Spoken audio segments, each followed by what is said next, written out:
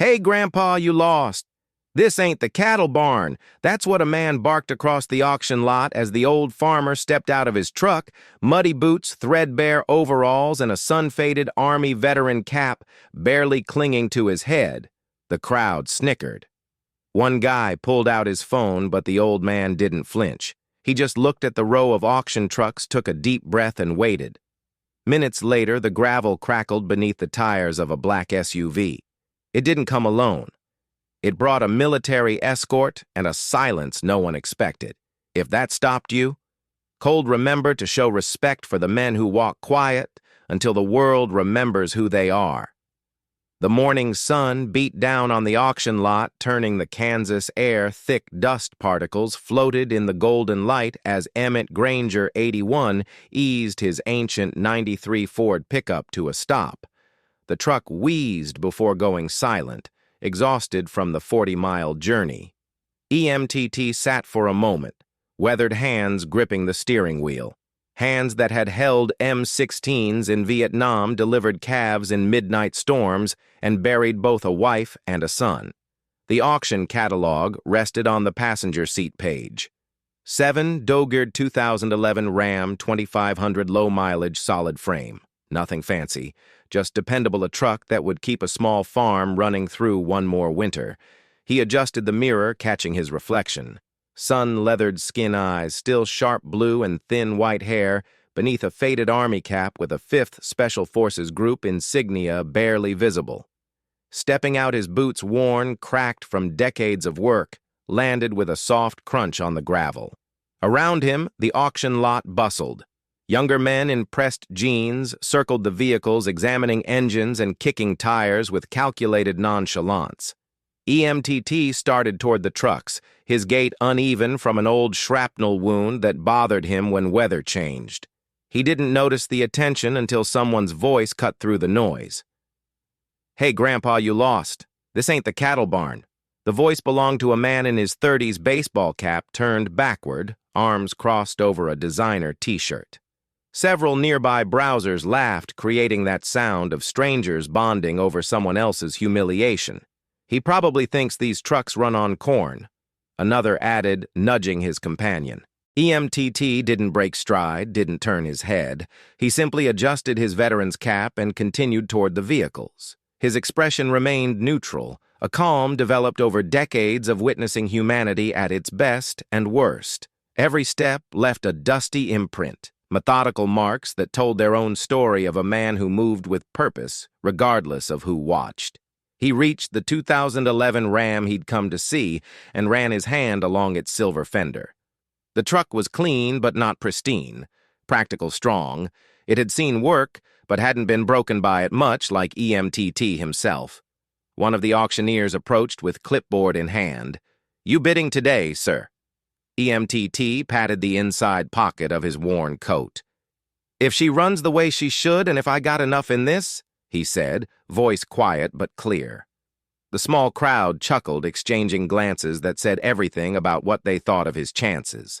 As the auction start time approached, more people gathered around the vehicles. EMTT stood beside the Ram, occasionally running his hand along the door frame or bending with effort to check the undercarriage. He took a small notebook from his pocket and made notes with a pencil worn to half its length. The crowd around him had grown, but not from interest in the truck. The old farmer in threadbare overalls had become the morning's entertainment. "You sure this thing won't break under Grandpa's cane?" One man called out to appreciative laughter. "Bet he pays in nickels," added another, a heavy-set dealer in a polo shirt. "Probably saved him since the Depression." EMTT remained focused, checking the truck's bed for rust, examining the hitch with care. His face betrayed nothing. No anger, no shame, no acknowledgement of the commentary around him. An auction attendant, young with an official badge and air of importance, approached. "Sir, maybe you should stand back a bit for the real biders. We're about to start." EMTT looked at him, blue eyes direct. "I am a real bidder, son." "Right, sure," the attendant said, barely hiding his skepticism. "Just try not to get in anyone's way, okay?" Nearby, a rancher in his 60s nudged his neighbor. "You might want to ease up." That old-timer ain't who you think." "Yeah," replied the backward cap-wearer with a smirk. "Who John Deere's ghost wore of 1812 survivor?" The rancher Wade Michaels, who'd run cattle in the county for 30 years, didn't answer. Instead, he stepped away and pulled out his phone, scrolling through contacts before finding the one he needed. He pressed call and walked to the edge of the lot. "He's here," Wade said when the call connected, at the Salina equipment auction getting the same treatment as last time. He listened briefly. "No, sir. He hasn't said a word to them." Another pause. "Yes, sir, I understand." 15 minutes later, the auction began. The auctioneer took position on a portable platform microphone in hand. "Ladies and gentlemen, and we've got 37 vehicles today, starting with this. 2015 Ford F-150. Excellent condition, only 42,000 miles. Bidding began briskly. Numbers flashed on fingers, nods exchanged prices, climbing. EMTT stood near the back, watchful but not participating. His truck, the Ram, was 10th in line. As the auctioneer moved to the 8th vehicle, a disturbance rippled through the crowd. Heads turned toward the entrance. The auctioneer faltered mid-sentence, then regained composure. "Ladies and gentlemen, please step back from the bidding line for a moment," he announced, his professional cadence broken. Confusion spread across faces. Some people shuffled aside, thinking perhaps an additional vehicle was arriving. Others remained in place, uncertain what was happening. Then all became clear as the unmistakable sound of multiple heavy engines approached. A black SUV with government plates led the way through the entrance, moving with precision. Behind it came two military Humvees, their desert tan paint contrasting with the colorful civilian vehicles. The convoy moved slowly over the gravel, creating a crunching sound that silenced all other noise. The vehicle stopped at the edge of the crowd. For a moment, nothing happened. The attendees stood frozen, phones raised to capture the unfolding scene. Then the doors of the lead SUV opened. 3 men in immaculate dress uniforms stepped out. 2 Army officers and a senior enlisted man with a chest full of ribbons. They surveyed the crowd briefly before walking with purpose toward the bidders. No one spoke. Even the auctioneer stood silent. Microphone lowered. Wade Michaels, who had made the call, nodded slightly. He knew what was coming. Only EMTT seemed unchanged by the arrival. He stood exactly as before, one hand resting on the Ram's door handle, his expression revealing nothing, as the military contingent made their way directly toward him through the now silent crowd. The ranking officer, a colonel with silver eagles on his shoulders, reached him at first. Without hesitation, he raised his right hand in a crisp salute. "Sergeant Major Granger," he said, voice carrying across the silent auction lot. "We heard you were in town." A murmur rippled through the crowd. People exchanged glances of confusion, others of dawning recognition. EMTT returned the salute with precision, his weathered hands steady at his brow. "Connell Vaughn," he acknowledged, "didn't expect a welcoming committee." The colonel smiled slightly. "General Carson's orders, sir. She said to make sure we didn't miss you this time." EMTT's expression softened. "Cassie Carson, that lieutenant who got her men out of that ambush near Dang. The same she's commanding Central Region now." The colonel turned to the senior enlisted man. "Command Sergeant Major Ellis, here served with your son in Afghanistan." EMTT nodded, a flash of pain crossing his features. Before disappearing behind his stoic demeanor, Michael spoke highly of his unit. By now, the entire auction crowd had gathered around them, vehicles temporarily forgotten. The auctioneer had descended from his platform and stood nearby, microphone dangling, unused. One younger man who had mocked EMTT earlier whispered to his neighbor, "Wait, is that the guy from the '68 Tet offensives, the one they wrote about?" "Got to be," came the reply. "My dad said he carried his commanding officer 6 miles through sniper fire. Their helicopter went down, refused the Medal of Honor, and we were giving him about a truck." Throughout this exchange, EMTT remained silent, only removing his cap to reveal white hair neatly combed despite the wind. He nodded to the officers but seemed uncomfortable with the attention. The colonel addressed the auctioneer directly. "We understand Sergeant Major Granger is interested in one of your vehicles." The auctioneer nodded quickly. "Yes, sir. The 2011 Ram." "We were about to bring it up for bid." The third officer stepped forward, holding a sealed envelope. "This bid has been placed on the Sergeant Major's behalf by order of General Carson and the 5th Special Forces Group Association." He handed it to the auctioneer. "And this man will leave with the truck today. No discussion necessary."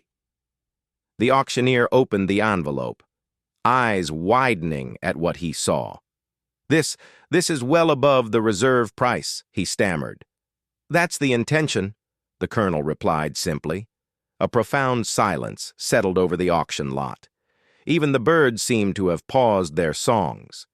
The men who had laughed at EMTT earlier now stood with downcast eyes, their bravado evaporated. One of them, the backward cap-wearer, stepped hesitantly toward Hand, extended. "Sir, I want to apologize for what I said earlier. I didn't know EMTT met his gaze directly. His blue eyes were neither angry nor forgiving, just clear and steady." "Some things don't need a handshake," he said quietly. "Just a little quiet respect." The young man's hand dropped to his side. EMTT turned to the colonel. "I appreciate the gesture, but I came to pay my own way." Colonel Vaughn smiled. "The funds are from your Special Forces Trust. Sergeant Major money you and your team put aside years ago. General Carson just made sure it was accessible." EMTT considered this, then nodded once. "Then I accept." The auctioneer, still flustered, handed EMTT the keys to the Ram. "It's yours, sir. All paperwork will be processed immediately." EMTT took the keys, weathered fingers closing around them firmly. He approached the truck and opened the driver's door. The interior was clean and well-maintained, leather seat showing minimal wear. He placed his army cap on the passenger seat and ran his hand over the steering wheel. The truck started on the first try, engine rumbling with healthy power. Unlike EMTT's old Ford, this one sounded ready for years of service. Through the open window, EMTT looked at the military men. "Tell Cassie, I haven't forgotten what she did for those boys, nor what my son's unit did for him. We will." Sergeant Major EMTT put the truck in gear. As he prepared to drive away, he glanced once more at the crowd, not with triumph or vindication, but with the quiet dignity of a man who had never needed their validation in the first place. EMTT drove his new truck down familiar county roads, the Ram handling potholes and gravel with ease. No radio played, no phone, rang just tires on pavement and occasional wind through the open window. The Kansas landscape stretched around him, endless fields punctuated by farmhouses and grain silos, all beneath a vast blue sky that touched the earth at the horizon. The same view he'd known for 8 decades, except for those years in Vietnam when he dreamed of it through jungle heat and monsoon rains. He took the long way home, giving himself time to adjust to the truck and process the morning's events. Not the mockery that had rolled off him like water from a duck's back, but the military escort had stirred memories he kept carefully compartmentalized. Back at the auction lot, the crowd dispersed slowly, the sales continuing, but with a subdued atmosphere. No one laughed. Few spoke above murmurs. The routine. Saturday auction had transformed into something they'd recount to their families that evening. The young man who had mocked EMTT stood by the fence long after bidding, concluded watching the empty space where military vehicles had been. An older auctioneer approached him. "Learned something today, did you?" "Yeah." The young man nodded to keep my mouth shut. The auctioneer shook his head. "Know to open your eyes first."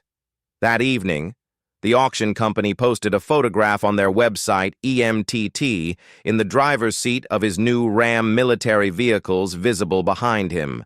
The caption read, "Sometimes the man in overalls outranks us all." The post was shared thousands of times before morning. EMTT knew nothing of this. Monday found him back in his fields. the new truck already bearing dust and wisps of hay. He wore the same boots, same overalls, same faded cap. But his granddaughter visiting that afternoon swore he stood straighter as he walked the fence line. "New truck working out?" she asked as they sat on the porch watching the sunset paint the sky in oranges and purples. "Does what it needs to," Emmett replied with characteristic brevity. The following month, another equipment auction was held in the county. Attendees noticed something different. When elderly men in worn clothes and military caps approached vehicles, they were given space. Questions were answered respectfully. No jokes circulated because the lesson had been learned. They weren't just farmers or ranchers or biders, they were living history, walking on Kansas gravel. And some men earn respect not by demanding it, but by living in such a way that eventually the world catches up to who they've always been. Subscribe to Ironheart Stories if you believe real respect doesn't come with price tags. It comes when people finally look twice.